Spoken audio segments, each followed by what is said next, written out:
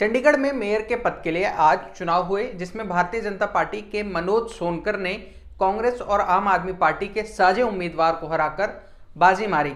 सोनकर को 36 में से 16 वोट मिले, जबकि इंडिया अलायंस के कुलदीप टीटा को सिर्फ 12 वोट ही मिल सके।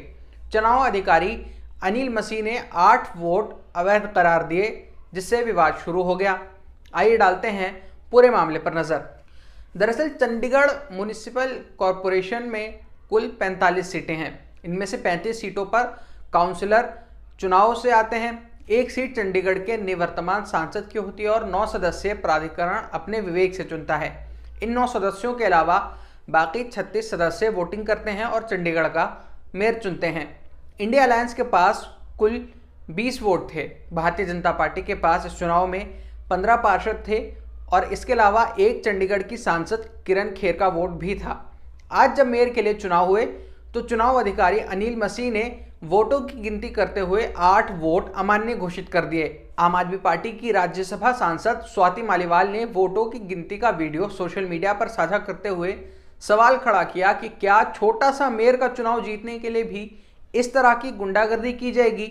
मालीवाल ने जो वीडियो साझा किया उसमें देखा जा सकता है कि चुनाव अधिकारी अनिल मसीह बैलेट पेपर्स की गिनती करते हुए उन पर कुछ लिख रहे हैं। एक सोशल मीडिया यूजर ने दावा किया कि वो उन बैलेट पेपर्स को अवैध बनाने के लिए उनके साथ छेड़छाड़ कर रहे थे। ये वोट अवैध क्यों थे, अनिल मसीह ने इसकी कोई जानकारी नहीं दी और विजेता की घोषणा करते ही चुनाव स्थल से चले गए।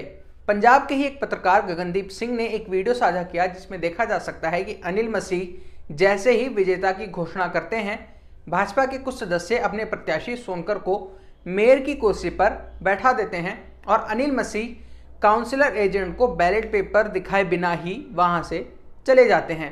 यानी चुनाव अधिकारी ने ना तो वोट रद्द करने का कारण बताया और ना ही काउंसिलर एजेंट को बैलेट पेपर देखने दिए। आपको ये भी बता दें कि ये चंडीगढ़ का पहला मेयर इलेक्शन था जहां पत्रकारों को प्रेस गैलरी में एंट्री नहीं दी गई और उन्हें कॉन्फ्रेंस रूम में एक टीवी स्क्रीन पर बैठकर चुनाव देखना पड़ा।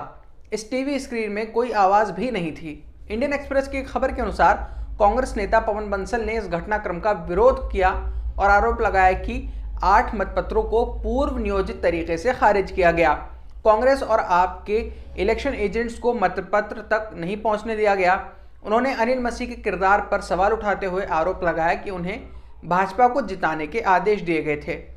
पवन बंसल की बात पर और इस पूरे चुनावी प्रकरण पर आपकी क्या राय है, हमें कमेंट्स में बताइए और जुड़े रहिए वतन समाचार के साथ। अगर आप इस चैनल पर नए हैं तो हमारे चैनल को सब्सक्राइब करिए और बेल आइकन दबाइए ताकि हमारी सारी अपडेट्स सबसे पहले आप तक पहुंचें।